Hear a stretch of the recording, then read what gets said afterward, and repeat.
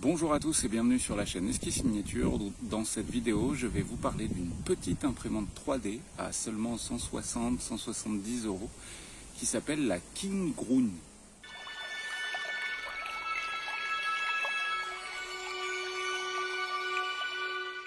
Comme d'habitude, avant d'aller plus loin et devant la machine, on va faire un petit résumé de cette imprimante. Donc c'est une marque chinoise, je crois. Donc ça s'appelle King Groon ou Ping Pong, je sais pas. Peu importe. Ce qui est sûr, c'est que c'est un petit bijou. Vous allez le voir. Parce que, en fait, c'est un petit bijou. Pourquoi? Déjà parce qu'elle coûte que 170 euros. Je dis 170, mais ça, en fonction de là où vous l'achetez, ça va changer un peu. Ce qui est sûr, c'est que sur Amazon, en livraison 24 heures, là, elle est à 172 euros, je crois, quelque chose comme ça. C'est une petite imprimante 3D FDM, donc à dépôt de filament. Elle a un plateau de 18 cm de côté par 18 cm de haut, donc c'est pas très grand. Mais elle a plein d'atouts. Elle est super stable. Comme vous le savez, moi je fais des reviews souvent quelques mois après la sortie de la machine parce que je veux lui en mettre plein la tronche avant d'en parler et être sûr qu'elle soit stable, qu'elle tienne la route, plus de print quoi en gros. Et ce qui est sûr, c'est que là je suis à un peu plus de 400 heures de print et elle n'a pas bougé d'un millimètre en termes de qualité d'impression, en termes de stabilité, de bruit, de solidité. Il n'y a aucun souci là-dessus, donc j'estime que je peux vous en parler. Je ne vais pas rentrer plus dans les détails de la machine puisque vous allez voir que je vous en parle directement devant, c'est bien plus clair. Et on fait le point à la fin. Alors nous voilà devant la petite King Groon, Ping Pong, je sais pas quoi. Comme vous le constatez, elle est vraiment pas très grande, elle tient vraiment pas beaucoup de place et surtout en fait elle est en déportée. Ce que je veux dire par là, c'est qu'en fait vous avez le bloc alimentation qui est séparé, que vous pourrez caler où vous voulez. Alors il y a une distance de câble de quelque chose comme 30 cm à peu près, libre à vous de le placer où vous voulez. C'est pareil pour le support de bobine de base, c'est un support déporté en deux patins et du coup en fait vous les placez comme vous voulez en largeur pour s'adapter du coup à n'importe quel type de bobine. Et ensuite, on part directement dans la tête, puisque je rappelle que c'est une imprimante en direct drive. Et du coup, c'est génial. Du coup, c'est vraiment génial. Il y a plein de choses à dire sur cette petite imprimante. Déjà, au niveau du volume, c'est une imprimante qui imprime au maximum 18 cm de côté par 18 cm de haut. Donc, on est vraiment sur un cube avec des faces de 18 cm. Donc, c'est vrai qu'au niveau du volume, on n'est pas dingue. On est inférieur à la plupart des imprimantes du marché, mais en même temps, n'oubliez pas que cette imprimante coûte que 170 euros, en gros. Et elle a pas mal d'atouts. Atout le plus basique, ce système d'accroche. Il y a exactement le même type de plateau sur la D12, par exemple. Donc c'est l'équivalent d'un Z-Flex ou ce genre de choses. Donc, plateau amovible aimanté avec la petite languette qui va bien. Quand le print est fini, hop, on a juste à tordre. Il est vraiment très souple. Bon, on a vraiment juste à tordre tout ça. Et ça se décolle ultra facilement. Et ça permet aussi de considérablement tolérer les erreurs de niveau de plateau. Parce qu'en fait, il y a une accroche qui est formidable là-dessus. Donc pour les débutants, vraiment très cool. On enchaîne avec son atout numéro 2, petite taille. Ça, c'est OK. Et surtout, en fait du direct drive sur toute la tête, c'est-à-dire que vraiment tout le bloc d'impression hot-end extrudeur est inclus là-dedans, donc vous pourrez imprimer du filament flexible plus facilement qu'avec une imprimante avec un Boden, et ça c'est plutôt cool. On a un extrudeur de qualité, vraiment très très cool, un gros levier pour le filament, on sent vraiment que le ressort est de qualité également. Moi là j'ai à peu près 400-500 heures de print avec cette imprimante et elle tourne vraiment nickel. J'ai eu absolument aucun problème de patins qui glissent, de ressorts pas assez serrés, ce genre de choses qu'on peut trouver sur d'autres machines. Là, il n'y a vraiment aucun souci. La tête d'impression est géniale. Les autres atouts qui pour certains vont être un inconvénient, pour la majorité des gens un atout. Alors il n'y a qu'un seul bras, contrairement aux autres imprimantes qui elles vont avoir deux axes principaux pour maintenir l'axe principal et du coup le soutenir des deux côtés. Ici vous n'en avez qu'un, donc forcément vous n'avez qu'un moteur. Alors pour certains c'est un problème, pour d'autres, dans ce cas de figure, pour moi c'est un atout. Pourquoi? Aussi parce qu'on a un volume d'impression de seulement 18 cm de côté. Ce serait certainement problématique avec une imprimante qui aurait un plateau plus grand, puisqu'on aurait un souci de portance en fin de course du chariot, et du coup, probablement qu'on aura un problème de décalage, de parallélisme entre cet axe et le plateau sur la fin de la course. Mais là, sur une taille de seulement 20 cm de largeur pour les 18 cm des plateaux, en fait, c'est super stable et ça pose absolument aucun problème. Donc ça, c'est concernant le moteur. Autre truc vraiment très cool sur cette imprimante, on est en rail linéaire de partout. C'est-à-dire que... alors, je vais vous montrer plus clairement comme ça. En fait, là, vous le voyez déjà très clairement.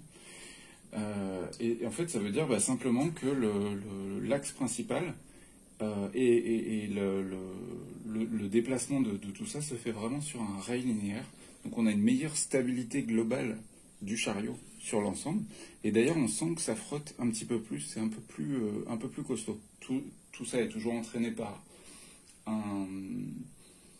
une courroie, évidemment, mais vraiment très cool. Exactement la même chose en bas. Et du coup, on a une précision qui est juste parfaite, puisqu'on a une très très bonne stabilité du rail linéaire sur le chariot ou sur le plateau. Enfin, pour les derniers petits trucs qui sont des détails, mais qui sont très ingénieux selon moi, ici, c'est le réglage de votre fin de course du Z. C'est-à-dire que là, vous avez votre chariot, votre bras principal du Z pour la hauteur, et juste là, vous avez le détecteur de fin de course. Si jamais votre plateau, pour X ou Y raison, vous le changez, vous le surélevez, vous le rabaissez, peu importe, vous faites des modifications là-dessus, vous allez pouvoir très très simplement régler la hauteur avec cette vis et ce ressort. Donc en fait, il suffit juste de serrer ou de desserrer pour monter ou descendre. Et c'est un détail en fait, mais ce truc-là, c'est vraiment pas con, et on le retrouve pas sur toutes les imprimantes. Pour régler ultra facilement la détecteur de fin de course, souvent c'est une pin qui est accrochée sur l'axe principal, mais c'est plus galère à atteindre. Là, on a vraiment juste cette petite vis. Vraiment une très bonne idée, et c'est vraiment tout con, mais il fallait y penser, c'est une bonne idée. Pour ce qui est des petits détails, au niveau des roues de réglage, on est sur des grandes roues, donc super facile d'accès aussi. Et ensuite, on va jeter un œil à la machine. Alors, je tiens à dire tout de suite qu'elle fait du bruit, mais c'est lié au ventilo uniquement. Puisqu'en fait, je me suis vraiment rendu compte que les deux rails linéaires là permettent de faire zéro bruit sur les mouvements. Donc le mouvement de la tête et le mouvement du plateau sont vraiment parfaitement silencieux. Par contre, c'est vrai que les ventilos, encore une fois, ils ont économisé là-dessus. C'est dommage, et du coup, vous allez voir que ça fait pas mal de bruit. Hop, on a mis en marche la machine, et je vais quand même vous montrer un petit peu les menus. Vous allez voir, c'est extrêmement simple. Donc l'écran, il est ici. Donc préchauffe, donc là on va pouvoir régler super facilement aussi bien l'extrudeur que le plateau chauffant. Souvent il y a des menus où il faut changer de l'un à l'autre, là vraiment on va faire les modifications des chauffes par ici. Home, là ça va être pour rappeler le chariot à sa position initiale ou le plateau à sa position initiale. Move, c'est pour faire des mouvements latéraux en hauteur, etc. Vous allez voir, c'est super simple. Donc on monte le Z. Donc là je passe en 10 mm, histoire que vous voyez un petit peu mieux. J'appuie. Et ça monte. Et comme vous le constatez, tous les roulements ne font absolument aucun bruit. Là, le leveling, c'est un leveling 5 points, donc c'est vraiment très simple à faire. On appuie sur le point 1, on va vérifier la distance. Alors, il y en a qui font ça avec une feuille, moi personnellement, maintenant, je fais ça à l'œil. Donc, point 1, on voit que c'est en bas à gauche, donc en fait, je vais vous montrer. Hop. On a la tête d'impression qui se déplace et qui va venir se caler en bas à gauche du plateau. Donc là, il fait la détection de fin de course, et ensuite, il déplace la buse. Et là, on a un réglage qui est plutôt cool. Ensuite, donc là, en fait, vous affinez avec la molette. Ensuite, point 2, il va se déplacer. Point 3, point 4, point 5. N'hésitez pas à le refaire 2 fois si vous voulez un très très bon réglage, mais c'est pas indispensable. Moi, du premier coup, ça a marché. J'ai eu de l'accroche et pas eu de soucis. Ensuite, dans Settings, vous pouvez mettre à jour le firmware, régler les ventilateurs, le langage. Langage, on peut passer en FR. Moi, perso, souvent, je préfère laisser ça en anglais parce que j'ai plus l'habitude. On peut faire les réglages des step moteurs des axes, donc ça c'est assez pratique. Et puis voilà, et ce qu'on va faire là, c'est qu'on va lancer un print, donc impression. Alors ça c'est ce qui est fourni de base dans le truc, d'ailleurs l'objet est là. Ça c'est quand j'avais testé la première fois, c'est un clip pour refermer les sachets de chips, ce genre de choses. Et ça, c'était le tout premier print que j'ai fait, donc il y a à peu près un mois, sur cette machine. Normalement, j'en ai importé d'autres, mais ça a peut-être pas marché. Tac, tac. Non. Vous voyez, le fichier est vide. Ah, mais c'est parce que j'ai pas la bonne carte. Tout simplement. Donc je vais importer ça sur la carte et je vous montre tout de suite un lancement de print. Voilà, donc j'ai juste importé un nouveau fichier 3D. Donc c'est une maison en 15 mm. On va lancer l'impression, confirmer. Donc là, on voit que c'est comme sur la plupart des imprimantes, on a un ordre de chauffe. On a le plateau qui doit monter d'abord à 60 degrés et ensuite la buse. Si vous voulez gagner un peu de temps, vous pouvez aller dans les options et gérer la vitesse de la chauffe de la buse. Dans l'ensemble, en termes de temps de chauffe, c'est assez rapide, je trouve, mais c'est probablement dû au fait que le plateau est quand même pas très grand, donc ça c'est plutôt cool. Une fois que c'est chaud, le print va se lancer et on va attendre que ça chauffe. Hop, donc là, le plateau a chauffé, j'étais pas là à la seconde près quand ça a imprimé, enfin quand ça s'est lancé. Donc là, on constate voilà, que c'est en train d'imprimer. Là, j'ai demandé un skirt, donc autour, vous pouvez voir le filament. Je suis sur du filament cuivre, donc c'est pas forcément très très visible. Mais voilà, elle est en train de lancer son print. C'est une imprimante extrêmement simple, mais vraiment, je trouve que c'est un petit bijou, surtout au vu de son prix, en fait, qui est juste dingue au vu de la qualité de ce qu'elle sort. Je vous montrerai à la fin à quoi ça ressemble. Avant de conclure, la machine, donc King Ground, vous pouvez l'acheter directement sur Amazon. Le lien est dans la description. Et n'oubliez pas que vous pouvez soutenir mon travail par le biais de Tipeee et Patreon à partir d'1 €. Et si jamais vous voulez obtenir des fichiers 3D tous les mois, c'est 8 € par mois ou 10 $, en fonction de si vous passez par Patreon ou par Tipeee. C'est exactement le même pack, mais c'est pour que je communique en anglais ou en français. Et voilà. Concluons maintenant sur cette machine. Vraiment, je trouve que si vous avez un petit budget, c'est celle qu'il faut prendre. Vraiment, si vous êtes limité à 150, 160 €, j'en vois pas d'autres modèles. Il y a des modèles en plastoc là qui valent moins de 100 balles, mais j'ai testé, c'est pas stable du tout. Selon moi, c'est plus gadget qu'autre chose. Alors que là, on est vraiment sur une vraie imprimante 3D FDM à un prix carrément acceptable. Avec ça, vous pourrez imprimer du décor. Au niveau du temps de montage, ah oui, ça j'en ai pas parlé. Le montage, truc de dingue, il y a 2 vis à mettre, 2, voilà, c'est tout. Donc en fait, c'est littéralement 3 minutes quoi, de montage. Il y a plein d'outils dans la boîte, mais ça va vous servir éventuellement à faire le resserrage des patins de déplacement, d'entraînement du chariot, si jamais ils sont desserrés un petit peu. Mais sinon, en fait, le reste est déjà tout réglé et du coup, ce sera l'affinage du plateau, du réglage plateau à faire. Mais ça, il y a plein de vidéos sur le net. Je vous ai montré aussi brièvement. C'est vraiment très très simple. Donc j'ai besoin, littéralement pour la monter, d'une clé, de 2 vis à mettre et de 3 minutes quoi. Et j'ai pu la brancher et lancer le premier print il y a à peu près un mois. Donc voilà, ces atouts, elle en a plein, elle tient pas trop de place, elle est un peu bruyante, ça c'est les ventilos, mais ça vous y couperez pas pour une imprimante pas trop chère. Vous pourrez modifier les ventilos en prenant des ventilos d'ordinateur si vous êtes un petit peu bidouilleur en électronique sans trop de problèmes, pour que ça fasse beaucoup moins de bruit. Comme je l'ai déjà dit, le déplacement du chariot et du plateau c'est quasiment totalement silencieux, vraiment, moi j'entends absolument rien. Après le bruit des ventilos cache peut-être un petit peu le truc. Au niveau de la définition, c'est nickel, on peut imprimer jusqu'en 0.1, donc 100 microns, donc on peut imprimer de la figurine. J'allais dire ses seuls défauts, c'est la taille du plateau, mais en même temps à ce prix-là, on ne peut pas demander la lune non plus.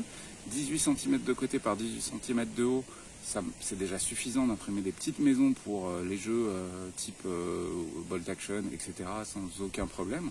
Il faudra peut-être juste être un petit peu malin pour certains prints plus gros et faire du découpage, mais ça c'est vraiment pas un souci. Il y a pas mal de vidéos, d'ailleurs vous pouvez trouver aussi des tutos sur ma chaîne. Donc ça c'est le défaut principal, mais à ce prix-là, elle a un plateau chauffant, alors que celle à 100 balles, elles n'ont pas de plateau chauffant, donc là on a vraiment une accroche qui est nickel. Truc de dingue, elle est en direct drive, ça c'est le jackpot, parce que vous allez pouvoir imprimer aussi du souple. Alors, compte tenu de la taille du plateau, vous pourrez imprimer moins de choses, mais vous pouvez quand même imprimer typiquement des roues de RC, de voitures radiocommandées, des tas de trucs souples, quoi, tout simplement. Extrudeur nickel, hot end nickel. Non, vraiment, elle a pas beaucoup. Si, à la limite, c'est le support à bobine. Ça dépend des gens, c'est vraiment une question de feeling. Là c'est du coup un truc déporté. Du coup c'est vrai qu'il y a un axe qui n'est pas forcément parfaitement logique entre l'extrudeur et la bobine, puisqu'en fait vous avez la bobine qui part vers l'extrudeur et du coup ça peut tirer peut-être un peu sur l'extrudeur. Moi j'ai eu aucun problème là-dessus. À la limite il faudrait peut-être le surélever un peu histoire d'être sûr que ça se déroule bien. Et sinon j'ai vu sur Thingiverse qu'il existait déjà des supports à bobine que vous allez mettre sur l'axe principal en hauteur et qui maintiennent la bobine tout en haut en fait, au-dessus, vraiment littéralement au-dessus de l'extrudeur en direct drive. Donc à la limite si ça vous embête, et ben, vous pouvez imprimer le support à bobine avec la machine en plus supérieure qui va au-dessus. Et voilà, et maintenant on va parler brièvement de leur logiciel propriétaire et de Cura. Donc cette machine est livrée avec un logiciel qui s'appelle KineGroon, je sais pas quoi. Donc c'est un logiciel propriétaire, c'est basé très clairement sur du Cura. Moi je vous conseille vivement de ne pas utiliser ce logiciel et de partir sur Cura. C'est extrêmement simple d'importer la machine. Il y a déjà des gens je vais vous mettre le lien en description, hein, des fichiers à déplacer dans les ressources de Cura. Donc en fait ça c'est une phase super simple. Vous lancez pas Cura parce que sinon il va pas refresh le truc. Donc ne le lancez pas, vous allez sur le lien en description pour télécharger 3 fichiers. Il y a un fichier pour l'extrudeur, un fichier pour le matériau, je crois, je sais plus, et un fichier STL. Ces 3 fichiers, vous les foutez dans les dossiers respectifs de Cura. Le dernier c'est dans Mesh. Et ensuite, une fois que ça c'est fait, vous lancez Cura, vous allez sur Add Printer et vous allez cliquer sur Printer non network, donc en dehors du réseau, à part si vous l'avez branché en USB à la limite. Et là vous allez avoir apparu dans la liste, parce que sinon Cura il l'a pas, vous allez avoir la marque KineGroon qui est apparue, le modèle de l'imprimante, vous cliquez là-dessus, c'est fait, et après vous mettez vos fichiers 3D et vous pouvez lancer des prints. Donc vraiment, moi j'aurais tendance à vous conseiller d'utiliser Cura, qui est quand même 1000 fois mieux. On peut faire plus de réglages, rentrer plus dans les réglages en fait, affiner beaucoup plus les réglages. Donc ça c'est vraiment très cool. Leur logiciel propriétaire, je sais pas pourquoi ils sont passés par ça, peut-être qu'il y a des droits à payer à Cura ou j'en sais rien. Ce qui est sûr c'est que ça prend littéralement 5 minutes à importer ces paramètres dans Cura, donc vraiment passer par ce logiciel-là. Et voilà, du coup, on a fini de faire le point sur cette petite machine qui, du coup, maintenant est littéralement la plus petite que j'ai juste à côté de moi dans le bureau. Les autres sont dans les factories parce qu'elles sont grosses, elles tiennent de la place et tout ça. Celle-là, elle est vraiment pas grosse et du coup, je peux lancer des tests sprint super rapides. Elle a une vitesse d'impression qui est en plus dans les normes, entre 60 et 100 millimètres secondes et du coup, c'est vraiment dans la moyenne. Et elle permet de me faire des petits crash tests FDM, vu qu'elle est toute petite juste à côté, elle prend pas de place. Donc voilà, j'ai besoin de, je dis n'importe quoi, mais je suis en train de peindre, j'ai besoin de socle. Voilà, ça c'est le truc récurrent, parce qu'à chaque fois j'ai besoin de socle. Et bah du coup, je les ai déjà rentrés sur ma clé USB, j'imprime sur print, et littéralement en 10 minutes plus tard, j'ai un socle qui est apparu dessus. Ça fait pas spécialement de bruit, ça me gêne pas, j'ai pris l'habitude, et du coup, bah, je m'en sers comme ça maintenant. Donc c'est une imprimante pour les petits budgets que je vous conseillerais sans trop d'hésitation. J'espère que cette petite vidéo vous a plu sur la KineGroon imprimante 3D FDM. N'oubliez pas qu'il y a plein de liens en description si vous voulez faire des courses, que ce soit en filament, etc. Et puis bah, je vous souhaite bonne peinture, bon jeu, bon print et plein de bonnes choses pour l'été 2021. Et on se retrouve très vite pour des nouvelles vidéos. Ciao, ciao!